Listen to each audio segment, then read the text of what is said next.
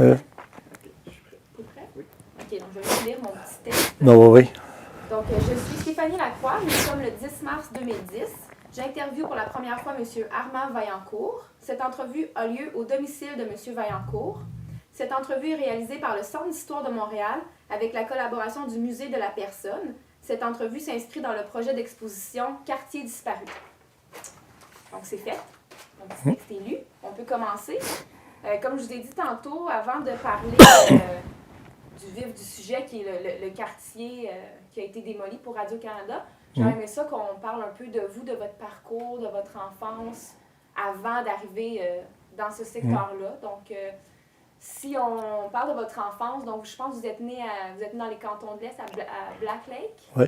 Est-ce que je peux vous poser une question? Oui. Est-ce que c'est enregistré, tout ce que tu dis, hein? Oui. OK.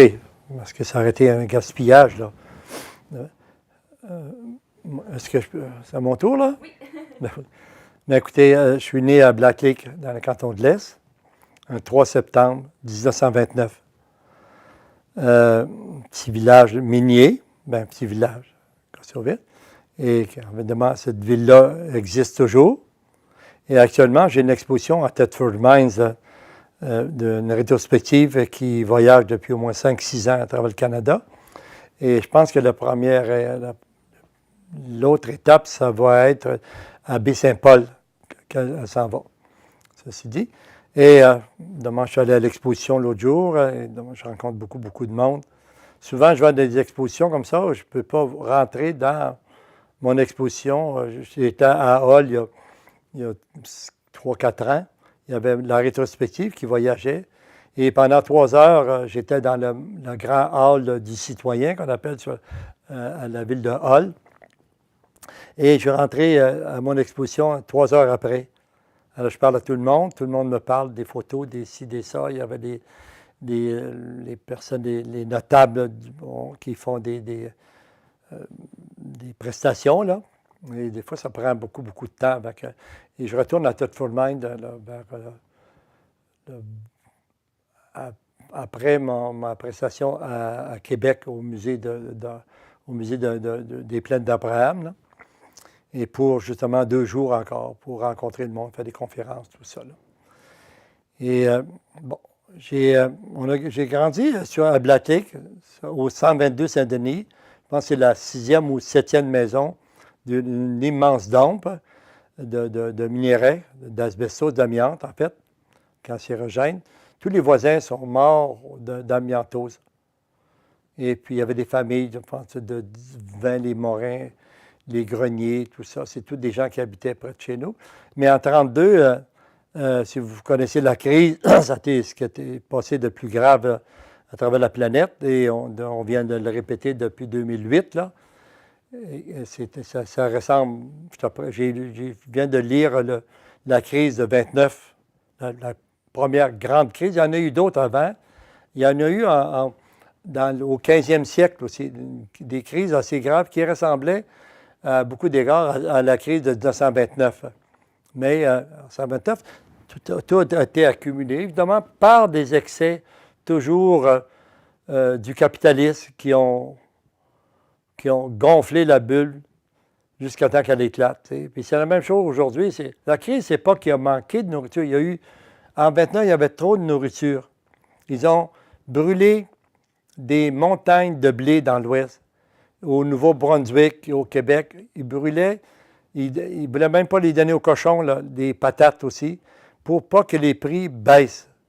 Alors, quand il y a une crise, c'est pas que ça va mal et on n'a pas pu faire autrement.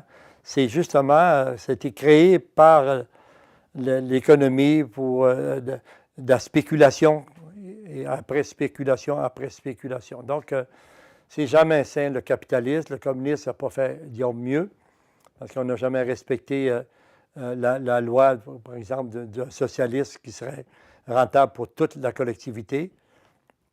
Donc, on est rendu dans une société où tout est pourri, tout est jetable. Moi, je récupère beaucoup, mais là, c'est rien là, de qu'est-ce que je peux faire, là, mais on peut le dire à nos jeunes. Ça m'amène à parler pourquoi ça fait au-dessus de 55 ans que je travaille dans des écoles, pour essayer de sensibiliser les jeunes à une conscience sociale aiguë, donc qui pourraient justement s'occuper de ce qu'on n'a pas voulu faire, ce qu'on a été trop lâche pour faire, ce qu'on a été trop égoïste de faire, c'est de s'occuper un peu du reste de notre planète avant qu'elle soit jetable elle aussi. C'est sûr que la Terre va continuer sans nous, mais ça va prendre encore des milliers, peut-être des millions d'années avant de se refaire une santé et de pouvoir demain peut-être avoir d'autres végétations que celles qu'on a actuellement et une race humaine qui ne serait peut-être pas celle du tout qu'on s'attendrait à ce qu'elle soit. Moi, je ne suis pas sûr que l'être humain va continuer. On a détruit presque tous les animaux, on y va vers ça, et puis on a donné priorité à l'être humain qui est supposé d'avoir un cerveau raisonné, mais ça a été notre malheur, justement, alors que les animaux, les dinosaures sont disparus à la suite d'un météorite qui a frappé la Terre, tu sais, donc pour des raisons comme ça, on peut rien contre ça, tu sais, pas plus que les tremblements de terre, tout ça, ça vient du cœur de la Terre, tu sais, mais il y a beaucoup de choses qu'on aurait pu s'exenter. Depuis ma naissance, moi, la planète n'est plus la même. On a fait depuis 80 ans un désastre épouvantable, là, tu sais. Alors qu'avant, il y avait de la pollution, mais la planète n'avait pas la population qu'on a aujourd'hui. À ma naissance, c'est peut-être la moitié de ce qu'elle est actuellement. Et on peut prendre 10, 15, 20 ans que si on continue on ne contrôle pas les naissances, on est cuit, là. Alors, qui va vouloir contrôler? Les gens sont là pour tourner au pouvoir, ceux qui ont le pouvoir, les politiciens. Et on n'a pas de chance de réussir bien gros. Donc, moi, on va faire des petites prières là, pour que ça aille mieux, mais je ne pense pas que ça suffise à la tâche. Alors, bonne chance tout le monde, là. Et profitez-en, bande d'écœurants. Est-ce que vous pensez que l'intérêt que vous avez pour la planète, pour la nature, ça vous vient du fait que vous avez grandi sur une ferme proche de la nature comme ça? Bien, sûrement, et surtout la quantité d'enfants qu'on était chez nous. On était une commune. Mon père, ma mère, une femme exceptionnelle. Troisième année, mon père, troisième année, ma mère. Mais c'est des gens qui se sont éduqués, puis ils ont appris à voir des choses que tu vois dans la vie. Dans le fond, la meilleure école, c'est l'école de la vie. L'école, c'est simplement pour partir le moteur, tu sais, là, mais le vrai booster de ça, c'est ce qui nous entoure, puis ce qu'on fait avec ce qui nous entoure continuellement, tu sais. C'est un gros travail, mais c'est intéressant. Moi, j'ai 80 et demi, là, je suis né le 3 septembre 29, là, on a dit tout à l'heure. Mais j'ai l'impression que je commence à faire des choses. J'ai des milliers de projets d'architecture que je veux faire. Je sais que je ne ferai jamais, mais je fonctionne comme si ma vie serait éternelle. Et quand ça lâchera, ça lâchera. Mais je ne veux pas avoir une attitude de vieux dans ma tête. Ça ne m'intéresse pas, puis c'est pas ça qui va m'arriver, tu sais. Et si dans un jour, 2 jours, je meurs, bien là, c'est bye-bye la vie, là. Mais j'aurais été actif tout le long. Je travaille beaucoup, beaucoup avec les jeunes aussi. J'ai fait l'autre jour Villa Maria. Il y a 1200 jeunes filles là-bas qui sont magnifiques, là. Des filles intelligentes. Tu sais. C'est sûr que c'est une école privée. D'abord, ils sont peut-être mieux encadrés, mais il faudrait que ça se passe dans les écoles publiques aussi, que ce soit à l'université, au cégep aussi. Moi, j'ai toujours donné la priorité aux écoles publiques parce que c'est là que la masse des gens doivent aller. Mais là, j'ai vu des choses, bien, j'en ai fait beaucoup d'écoles, là. J'ai fait des écoles dans l'Ouest, passé des carrés, où il y avait 80 races différentes.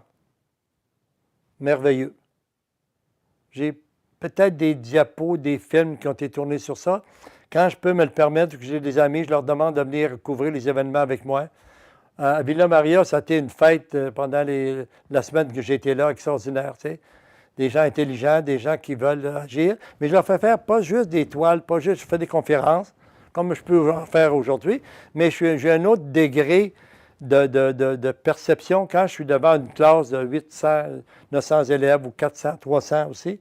Je suis encore plus allumé. Je fais toujours mes rencontres debout, en avant, ou quand c'est à la noirceur, je m'installe une chaise à côté des diapos que je présente. Et chacune des diapos que je présente, c'est un prétexte à parler de la jeunesse, de l'orientation des jeunes, le pourquoi qu'on est là dans la société. Est-ce on va engranger ou on va être des arbres à fruits? Alors moi, j'ai considéré toujours ma vie comme un arbre à fruits. Je me souviens qu'il y avait eu un coup d'eau à la ferme. Je devais avoir peut-être une douzaine d'années. Et je voyais les ouvriers, toutes les terres étaient déchirées comme des entrailles perforées, là. Des entrailles de 80-200 pieds de large, où il fallait remplir ça avec les ouvriers, avec les fermiers, avec des voitures dans ce temps-là, avec du sable, tout ça. Et moi, j'étais trop jeune devant pour être un ouvrier dans ce sens-là. Je voyais les ouvriers venir chercher de l'eau dans une source d'eau glacée qu'on avait dans le bas de la ferme.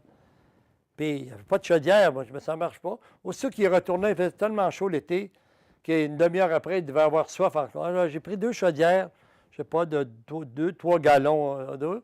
Et puis, je suis allé à la source, ramasser de l'eau, une petite source grosse de même, là. Mais l'eau glacée, il y avait comme du frima l'été, des bulles c'était beau. Alors, j'allais leur donner à tous les ouvriers, peut-être 40-50 ouvriers. J'allais là avec une tasse en grès, là, puis tout le monde buvait à même la tasse, là, puis je leur donnais de l'eau. Puis à un moment donné, après plusieurs jours, ils ont dit, écoute, Armand, il fait ça gratuit, on va se trouver. Il me donnait 25 cents par jour. Mais ce n'était pas pour l'argent, moi. C'était pour... Je ne peux pas considérer des ouvriers ne puissent pas boire à leur... Tu sais, s'abreuver à leur soif là, au complet. Donc, dans mon instinct, moi, c'était ça. On était nés avec le partage de ce qu'on pouvait faire avec les autres. Tu sais, mon père disait, les enfants, moi, les 4 derniers, c'était des garçons. Moi, je suis l'avant-dernier, il y avait Fernand, Armand, Hugues, Henri-Paul.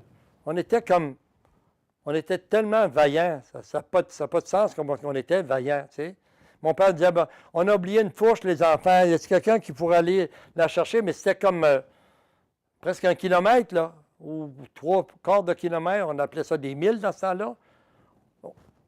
Premier, on était prêts les 4 à aller. On on y allait en courant, on revenait en courant avec la fourche. On ne se disait pas, il faut obéir à mon père, mais on était comme ça. Aujourd'hui, les enfants, tu leur demandes quelque chose, pas sûr qu'ils vont l'avoir après une semaine. Ils oublient. C'est comme, c'est d'autres choses. Mais il faut les prendre pas comme nous autres. Il ne faut pas dire, je veux que tu sois comme moi. Je veux que tu sois ce que tu dois devenir. Perds pas ton temps avec de la drogue. Tu peux fumer un petit joint. Moi, je n'ai jamais fumé rien, moi, là, tu sais. Puis je suis high par nature. Puis si j'ai encore une santé, c'est comme j'avais 20 ans, moi, là, aujourd'hui. Je ne vois pas de différence entre... Quand j'avais 20 ans, s'il faut que je grimpe dans la montagne, je vais y aller tout de suite, puis je vais être là, je ne sais pas, moi, là, peut-être dans 10 minutes, là, je vais être en haut de la montagne. Puis je ne suis pas un gars qui court pour rien. Je n'ai pas le temps de faire de sport. Mais ma vie est énergique tout le temps. Alors que c'est comme... les gens me disent, qu'est-ce que tu manges? Un bol de céréales ce matin, de bonne heure. Je vais aller manger quand ce sera le temps, à midi ou 1 heure. Puis l'énergie, elle me suit parce que je gouverne ma vie comme... on devrait le faire, pas pour l'argent, mais pour ce qu'on peut faire avec cette vie-là, un outil qui va servir à quelque chose, un marteau, je ne sais pas moi, un pipe wrench en français, là. C'est une clé là, pour construire quelque chose. Mais ne demande-moi pas de... Il faut détruire des fois pour construire, mais on ne va pas détruire juste pour détruire. Je me souviens qu'il y avait une compagnie qui s'appelle Beaver Demolition. Ça a duré longtemps, mais après ça, ils ont appelé Beaver Construction. Ils ont changé leur thème. Ils ont tout démoli ce qu'il y avait à démolir. Puis encore aujourd'hui, tu sais, il ne faut pas penser que, regarde, la merde du building qu'ils ont fait sur la rue Rachel puis au coin de Saint-Laurent. Moi, je te compte ça. Mes drapeaux, il a dû avoir des... Mais ça donnait des taxes pour quoi. Mais ça dépend de ce que tu fais. Moi, je suis d'accord, je paye des taxes, 8-9 000 par année pour cette cabane-là. Je n'ai pas payé 100 000 dans le temps. Tu sais, parce qu'il fallait bien que je me trouve une place. Mais aujourd'hui, ils sont rendus, je ne sais pas comment ça vaut, ma maudite cabane. Mais moi, je veux de l'argent de la vente, ça va rester à la fondation. Tout ce que j'ai, je le laisse à la communauté. Puis j'ai des enfants, j'ai 6 filles et un garçon, Alexis. Mais s'ils ont des enfants, puis s'ils ont besoin, puis si je peux, on vendra des sculptures, des multiples, tout ça, des toiles. Et puis, on les aidera à survivre, tu sais. Mais moi, j'aime mieux, mon travail est plus important que je le laisse à la collectivité, que je laisse ça à mes enfants. Qu'est-ce qu'ils vont faire avec ça? Tu sais, ils vont se faire un voyage en Europe, ils n'ont pas besoin de moi, ils iront en Europe. Ils travailleront pour y aller en Europe, mais si je peux les aider, oui. Tu sais? Mais Alexis, notre fils, il n'a pas à travailler, mais je me dis, écoute, tu vas voir, on va te donner la jeunesse la plus belle qu'on peut t'accorder, mais une jeunesse en santé, une jeunesse que tu peux accumuler une charge d'émotions pour être un meilleur citoyen.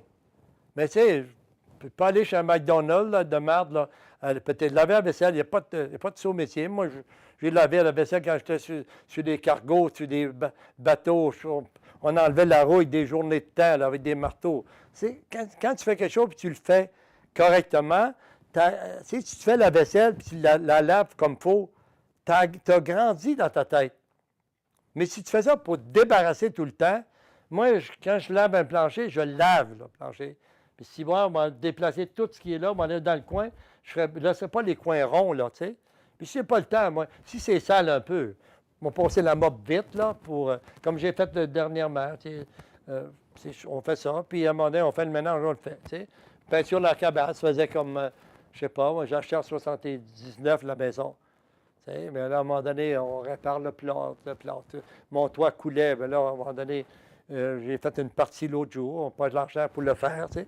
Mais tu t'organises de faire ça une fois, mais correct pour tout le temps, là, le temps que ça va durer. 20 ans, 40 ans, si tu peux, tu sais. Alors, je suis venu à Black Lake en 1929. Et c'est comme ça que c'est passé, là. Vous alliez à l'école, vous avez commencé l'école à Black Oui. Lake, c'est ça? Non, j'étais trop jeune, je suis parti à 3 ans. OK. Et bien là, on est allé sur la ferme. On avait l'école de campagne que j'aurais dû acheter. On l'avait offert pour 300 pièces. Après, il y a plusieurs années, quand je suis rentré à Montréal, là. Des écoles, moi, j'ai aimé ça tellement, l'école de campagne. Presque 1 kilomètre de la ferme, là, sur une butte, là. On voit quand je vais à Saint-Ferdinand puis à Black Lake, je passe tout le temps avec Alexis, puis Joanne quand elle est là aussi. Il y a la petite route qui n'a pas changé encore. Puis c'était mixte. On avait toutes nos petites amourettes dans ce temps-là, les jeunes filles qui étaient là, tout ça. On s'organisait quand on faisait de la planche sauvage ou de la traîne sauvage pour toujours tomber sur les filles, tout ça. Mais c'était beau, la sexualité se développait d'une façon saine. T'sais. Je me souviens que mon premier French kiss, je l'ai eu, c'est Marie-Blanche Turgeon qui me l'a donné. Elle était plus costaud que moi, là, puis elle devait avoir 8 ans, 9 ans. Elle me pognait en arrière de l'école où il y avait la rallonge pour le bois, là. Elle m'a donné un French kiss. J'ai dit, wow, là, j'ai comme vu des étoiles, là. Je suis rentré à l'école, je me dis que j'avais 6-7 ans, là. C'était jeune, là. Mais c'est toutes des expériences, ça accumule, là. Et puis, on jouait ensemble au ballon, on jouait au moineau, là. C'était un grand bâton avec un petit bâton. Mais quand on l'avait sur la gueule, ben là, on avait une poque pendant un mois sur un œil, tout ça, là. Mais c'était un développement extraordinaire. Le printemps, là, nous autres, c'était des routes de terre. Dans l'hiver, il y avait des bobsleighs qui partaient, mais il n'y avait pas d'auto dans ce temps-là, l'hiver, là. Mon père avait une auto, mais il fallait la remiser au garage. Là. Mais on allait... Il n'était pas sillon pendant 40 ans, mon père. Donc, puis l'hiver, là, on n'avait pas... C'était pas ouvert pour les autos. Donc, on avait des grosses voitures fermées. Et il faisait 50 km par jour, 37 000 dans le temps, avec des chevaux à pelleter. Parce que les routes étaient comme ça, il y avait toutes sortes de trous, puis les bancs de neige, ça s'accumulait. Puis tout le monde attendait que mon père passe avant que les gens puissent passer pour aller au village, pour aller à Black Lake ou n'importe où. Là. C'était incroyable. C'est pour ça que tout à l'heure, je ne peux pas répondre. Mon père il était à 17 ans, il avait une fromagerie beurrie aussi. Il était fermier quand il était jeune. Il était 16 enfants chez lui, ma mère aussi. C'était tous des fermiers. Et puis, après ça, il a taillé des érables, là, tu sais. Il louait aussi des fermes de 6-7 000 érables. On peut m'imaginer dans les bois, là, dans les cantons de lait, ça coulait incroyable, tu sais. Dans ce temps-là, il engageait des ouvriers, et puis il ramassait l'érable, c'était tout à la main, là, tout. Là. Moi, j'ai taillé des érables, c'était tout avec vilebrequins, là, puis on avait des chalumeaux à la main, là, puis on allait dans la neige, puis comme ça, avec des raquettes, tout ça. On devait briser les chemins pour passer avec les bobsleighs, une grosse tank de 90 gallons, là.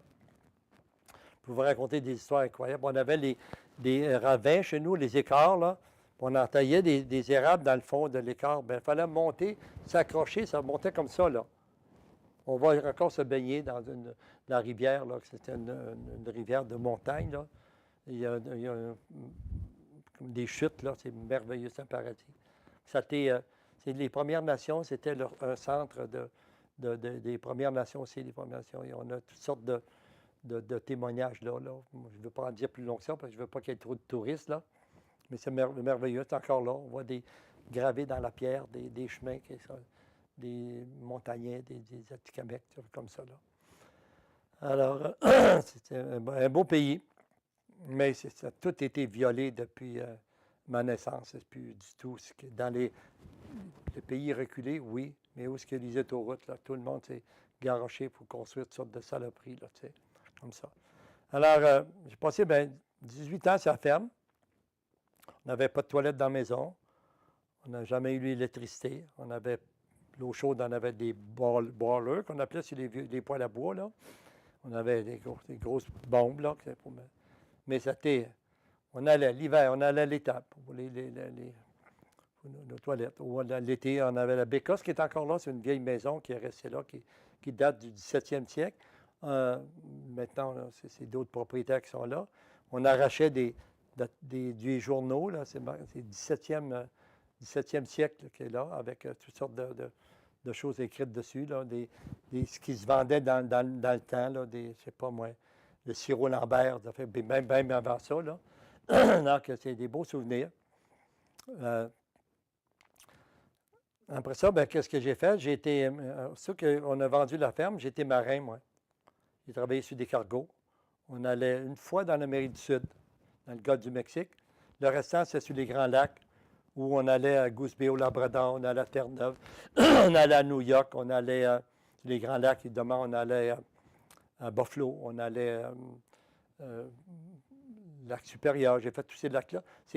On allait avec des barges d'invasion, c'est-à-dire que c'est des bateaux de pas plus de 250 pieds, et on traversait par le canal de la Chine dans ce temps-là, et les écluses prenaient au maximum, je pense, 250 pieds, ces bateaux-là, avec des immenses portes dans les côtés pour entrer les chars d'assaut dans ce temps-là, durant la Deuxième Guerre mondiale. Et j'ai travaillé très fort sur ça. Je me souviens qu'une fois, on était, je ne me souviens plus, là, un port, mais qu'il n'y avait pas de débardeur la fin de semaine. Le capitaine, il nous a dit You want to work all the weekend? Puis on était 32 marins, plus les officiers, plus le capitaine, plus les cooks qui étaient hommes ou femmes. Et on avait des lingots de bronze et d'aluminium à sortir. On ouvrait les grandes portes, puis on mettait des plateformes comme ça là, pour descendre, avec des brouettes. Moi, je me souviens que j'ai travaillé sans dormir 53 jours. Et puis, il y a juste un autre marin, un jeune, qui a pu toffer la run. Mais il faut dire que moi, j'avais comme une énergie sans borne. Tu sais, j'ai resté 3 jours, presque 3 jours et demi, sans dormir quand j'ai fait la maquette pour ma sculpture de San Francisco. Mais j'ai failli mourir. J'avais une Thunderbird, une auto, j'avais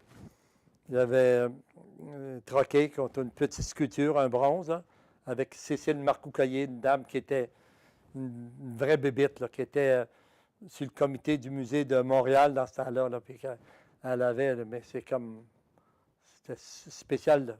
Là. Elle m'avait troqué avec son homme dans le temps, une Thunderbird, une auto de luxe. Là, tu sais. Alors, elle m'a sauvé la vie une fois, cette auto-là. Pas pour un accident, mais pour une agression qui aurait eu lieu si mon auto n'avait pas été avec cette puissance-là quand je montais à San Francisco il y a quelques années. Là, dans les années San Francisco, c'est de 67 à 67 à 72 à peu près. Là. Je suis venu à Montréal quelques fois. Là, je suis perdu. Où est-ce que j'étais rentré? Alors, on a passé la ferme. À la ferme, j'ai couché 18 ans, toute la famille sur des paillasses de paille. Mais ça sentait bon, là. On les changeait 2-3 fois par année, surtout avant les fêtes aussi, ou à la Pâques aussi. C'était des célébrations. Mes sœurs lavaient tous les rideaux dans la maison. Nous autres, on cirait les planchers à tous les samedis matins avec des bas de laine puis de la cire Johnson en pâte, là. On était sur la terre. Bien, aujourd'hui, c'est d'autres choses. Mais on aimait ça beaucoup parce qu'on se garochait d'un bord à l'autre dans les salles de chez nous à la ferme, là. Et puis, j'ai connu la Deuxième Guerre mondiale. Moi, je suis né en 29, disons, en 39, c'était le début de la guerre. On avait une radio que ma soeur et mon beau-frère nous avaient donnée. Puis ça marchait avec, on appelait ça un wind charger. C'était une hélice à l'hélice, mais ça ne marchait jamais. Donc, on avait la batterie qui pouvait être chargée, une batterie d'auto. Et puis, des fois, elle déchargeait. Je ne sais pas pourquoi on n'allait pas la charger à quelque part. Mon père, c'était pas le plus grand mécanicien du monde, là, tu sais. Il réparait toutes les choses, mais il n'était pas pour tellement le modernisme. Nous autres, moi, j'étais plus près d'une nouvelle évolution. On a patenté, je ne sais pas, chez nous, là, des machins avec des hélices, mais on n'était pas équipés, là, tu sais. On n'arrivait pas à tourner assez vite. Ce qu'on faisait, c'est que les traîneaux qu'on avait installés, là, les hélices, là, et ça faisait juste brasser. Ça n'avançait pas. C'était pas assez puissant, puis ça ne tournait pas assez vite. On a fait des bobtiers, on a fait toutes sortes d'inventions chez nous. J'ai inventé la première machine pour laver les autos, pour même principe pour chaîner des souliers. C'est des petites machines. J'ai trouvé ça au village, dans une petite cour de scrap. Puis ça chaînait. Si j'avais patenté ça, je serais riche aujourd'hui. J'ai inventé les techniques du coulage. Vous voyez le bronze qui est là-bas. J'ai inventé les techniques du styrofoam. Ça, c'est fait avec des parties du foam. Vous allez voir qu'il y a des bulles là, de styrofoam dans ça. Mais moi, je suis un inventeur né, moi. Mais je n'ai pas mis en pratique. Je serais millionnaire, moi. Mais on ne pensait pas à ça, de breveter ça, puis d'aller à Ottawa, puis de faire tout ça. Et ça, j'ai inventé ça. Ça ne s'est jamais fait au monde avant que moi, je réalise ces choses-là. Dans les années 50, ça. Mais, pas le temps, là. Comme moi, je devrais être millionnaire, moi, plusieurs fois. Je m'étais fermé ma gueule, tu sais. Mais je n'avais pas envie. J'avais envie d'être solidaire avec les gens. Puis surtout, contrer la pauvreté intellectuelle, puis physique, puis mentale aussi. C'est des gens qui sont malades, il faut leur trouver. Comment ça fait que pourquoi que les hôpitaux vont tellement mal? À Cuba, tu sais, ils crèvent de faim, là, presque, là, à Cuba, là, tu sais. Je reçois Armando Troy qui va venir ici le 18, la semaine prochaine, le jeudi. Un des généraux qui a fait dans les montagnes, tout ça, avec Che Guevara et Fidel Castro. Pourquoi qui me disent, pourrais-tu le recevoir, Armand? Il n'y a pas beaucoup d'artistes qui vont dire qu'ils vont recevoir chez eux un général qui est un Chinois, là. Puis l'histoire continue. Ils ont sorti un livre qui est bien important, 3 ou 4 là, des Chinois. Puis ils écrivent l'histoire, qu'est-ce qui s'est produit, puis ils continuent à écrire, eux autres. Tu sais, ça va être une soirée mémorable ici. Mais je rencontre toutes sortes de monde constamment, tu sais. Tu vois la photo, les gens qui étaient là à ma fête de 80 ans, puis peinturés, je ne sais pas, à la chaux, là, on peinturait ça en blanc, là. Puis on avait organisé avec le Parti communiste Henri Gagnon, puis sa gang. Il était à la tête du syndicat des électriciens. Et quelqu'un m'a envoyé un journal, à un moment donné, il était en première page, la tête enflée gros comme ça. Il avait été battu avec des battes de baseball dans une ruelle, puis ils l'ont laissé là comme mort, mais ils n'ont pas eu le temps de le finir, parce qu'il y a des gens qui ont passé, puis c'est comme ça qu'il s'est sauvé. Un gars extraordinaire. Ah, ta gueule. Et puis, alors, finalement, la propriétaire, Mme Dubéré, sur Caron-5, elle a su que j'allais coucher là la nuit, un ouvrier qui a vu ça, là, puis là, il demande à m'expulser de la place. Et puis, je suis retourné, des années après, je l'ai loué après ça, je l'ai payé depuis longtemps, jusqu'à temps que ça tombe. Là, à un moment donné, c'était l'arche haute comme ça, c'est toutes des poutres de bois, là. C'était la fin, puis en arrière, il y avait Jeanne Mance, là, tu sais, c'était comme ça, là. Comme ça, Jeanne Mance, c'est Sainte-Catherine, c'est comme ça. Et puis, on était en bas, et puis ça a tombé, puis j'étais avec Suzanne McAllister, Suzanne Verdal, la danseuse, là. Et puis, on s'est sauvés par en avant, là. La moitié du building est tombé. Alors, donc, c'était la fin de cette histoire-là. Et là, on ne racontera pas toutes les histoires qui sont arrivées là, là. Il y en a pour deux livres, en moins. C'est après avoir quitté cet endroit-là que vous avez... Là, on est comme 58, 59. Non, je suis allé en 55, je suis allé Préfontaine-Notre-Dame. Après 14-20 Saint-Urbain. Où est-ce qu'il y a la place des Arts maintenant, aujourd'hui, là? T'sais. Et puis, là, je suis allé Préfontaine-Notre-Dame vers 54, 55. Et là, ce qu'on me voit avec de Tonnancourt, puis toute la patente. Et j'ai resté là jusqu'à temps. Là, j'ai eu un autre atelier à quelque part. Il y a toujours une brèche. Il faudrait que j'y pense. Moi, dire comme René Lévesque, attendez que je m'en souvienne. D'ailleurs, j'ai des photos avec René deux semaines avant qu'il meure, René Lévesque.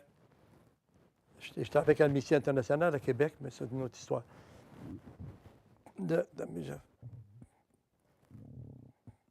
Non, j'étais. Il y a un vide à quelque part, mais j'ai dû arriver. Après Champlain-la-Côte-Saint, j'étais allé sur la rue Frontenac. J'ai loué une fonderie là-bas. J'ai coulé beaucoup de sculptures, là, des bronzes, tout ça, là. Mais il faudrait voir quand est-ce que je suis arrivé après Fontaine-Notre-Dame.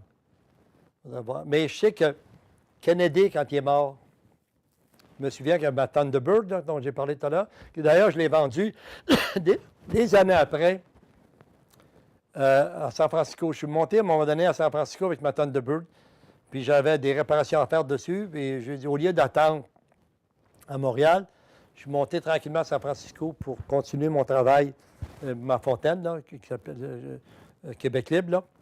Et puis, je la réparais. Il ne faut pas... Moi, c'est ça.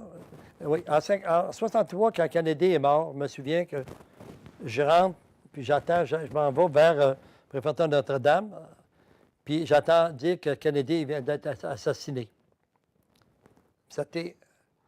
Je me souviens, j'avais une sculpture qui était dans la place, avec une grille qui est rentrée, qui est maintenant dans un parc sur la rue à Ottawa, une grande grille. Là, il y a toute une histoire sur ça, mais c'est trop long là aussi, là. Et qu'est-ce que j'ai fait après ça, là? Ben oui, je sais qu'en 63, tu es là, 64, à un moment donné, j'avais un immense billot dans ma cour que j'avais fait transporter par un transport, je ne sais pas, je ne me souviens plus de la compagnie, peut-être Star Truck ou Lapam Transport, qui avait qui a fait des performances avec eux au bord de l'eau, là. Mais que j'ai finalement jamais réussi à la finir. Je l'ai amené à la campagne, puis la campagne, c'est une histoire, un drame, vous ne pouvez pas vous imaginer, là. Ça a tout changé ma vie, là. Mes destructions là-bas, voler mes ateliers là-bas, détruire mes fournaises de 50 pieds de haut, là. C'est un géant, moi, ce que j'ai fait là, dans ma vie, là. Toronto, en 67, j'ai coulé une sculpture de 340 tonnes de fonte dans le parc. J'ai passé 6 mois dans le parc. Je devais rester 2 mois. J'ai passé 6 mois couler ça pour la dédier au Québec. J'ai fait détruire la sculpture quand je l'ai... 12 000 $ pour le transport de la sculpture à Coteau-du-Lac. J'avais acheté le pouvoir du canal Soulanges, mais les papiers n'ont jamais été finalisés parce que les libéraux n'étaient plus au pouvoir, c'est l'Union nationale, puis quand je suis arrivé au Portugal, c'est toutes des raisons politiques. Mais moi, Québec libre, San Francisco, ci, puis ça, mon combat contre Ottawa, plus tard, là, avec Mirabel, tout ça, là, contre Ottawa aussi. Là. C'était toujours contre Ottawa ou contre les gouvernements de droite du Québec ici. Là. Alors... si on essaie de s'attarder à la oui. période où vous étiez coin de la Gauchetière et Champlain, oui. Donc vous habitiez pas à cet endroit-là, c'était seulement votre atelier qui était là? J'habitais pas là, mais dans la rallonge en arrière, il y avait... Je sais pas.